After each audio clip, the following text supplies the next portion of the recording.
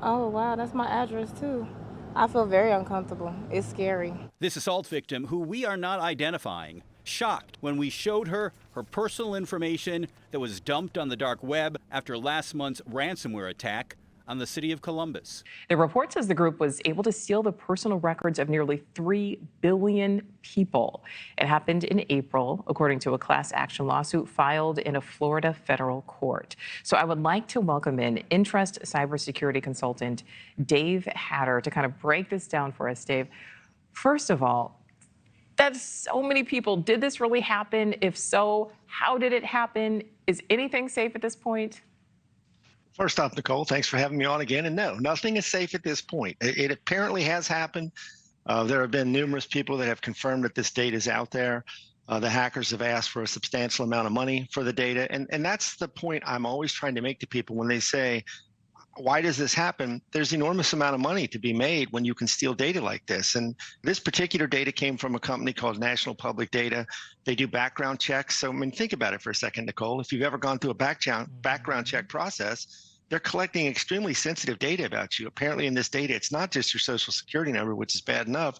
It's things like previous home addresses, all those questions you might be asked from a bank if you lose your password or you sign up for a loan or something like that. So it's pretty unfortunate what's out there, and it's not good at all. All right, guys, there's a lot to unravel here, but let's talk about how we're supposed to know if we've been affected by this data breach. To get that, let's zero in on where the attacks took place. Personal data from the United States, the UK, and Canada has been stolen by hackers.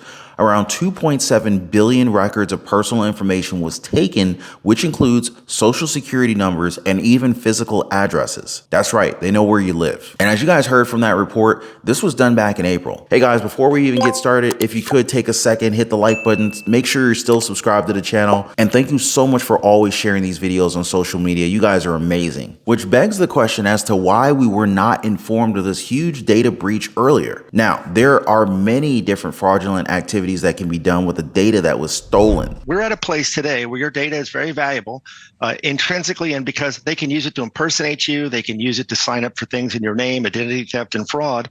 And unfortunately, when these kind of breaches happen, as consumers, we're the ones that suffer. So once this becomes fully blown out and everyone is aware of it and they announce it, then the next step is usually you get some credit monitoring. Now, I always encourage people, and probably every one of your viewing audience has gotten at least one of these letters from somebody. I encourage people, sign up for the credit monitoring. While it's not perfect, it will help you look for unauthorized activity on your accounts and try to get in front of that, because identity theft can be extremely difficult to unwind if you become a victim of that. As of now, we have yet to hear from the White House or the Social Security Administration. What's suspect, though, is that we've been hearing multiple data breaches for months now, most of which affects our finances and our Social Security numbers, which kind of makes you think, are these data breaches connected to one another?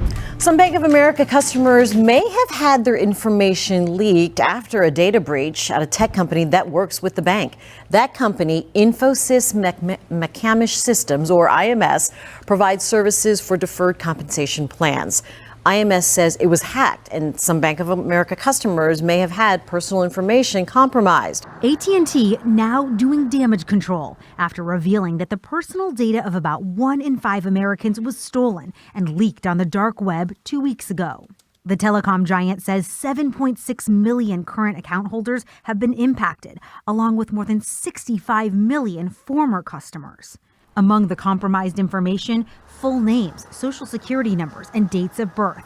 Most of that data from 2019 or earlier. A breach at United Healthcare. United Health CEO Andrew Whitty said that, quote, he is deeply sorry while testifying before Congress about the cyber attack on Change Healthcare back in February. Now, Whitty testified that more than 2 months later, the company still has not determined how many patients and healthcare professionals were impacted by this data breach. And this is just a small fraction of the data breaches that we've seen just within the past year, with many Americans at the tail ends of these hacks. Now, Consumer Watchdog Director of the U.S. Public Information Research Group, Teresa Murray, confirmed that these data breaches, they pay out extremely well for hackers if they're able to find buyers for the stolen data. There's also the risk at this point of hackers pretending to be the national public data who will offer to protect your information. Now, the problem is that there's a chance that the query isn't coming from the NPD, but instead being sent out by people from overseas. Essentially, they could send you a text or maybe an email with a link that promises to delete your sensitive information from the dark web. But that's actually very hard to do, so it's probably end up going to be a scam. So these bad actors send out tens of thousands of these queries. One response, though, is all they need because that alone could net them $10,000. Murray argues that it's this kind of payout that motivates these hackers and these scammers to keep doing what they're doing. They're making a lot of money stealing people's information and making money online. Now, I should also note that we were not going to be even aware that this happened if not for a lawsuit that was filed against the NPD. And just to confirm, guys, the NPD is a data broker. They're part of a collection of businesses that collect, buy, trade, and even sell people's personal information, most of which are done discreetly without our knowledge. But of course, there is a silver lining here. Researchers have gotten access to the data that's been uploaded to the dark web, and they're skeptical about the amount of information that's there. And while some information appeared to be legitimate, much of it was also said to be incorrect, meaning that it was missing some key data with information about people in it being inaccurate. Troy Hunt, Microsoft Regional Director for Australia, confirmed that after sampling a huge chunk of the data, there's a lot of fields that are missing. He was able to find his name in the pile, but saw that the email and birthday paired to his account was wrong. Significant consumer alert here tonight. A data breach involving billions of Social Security numbers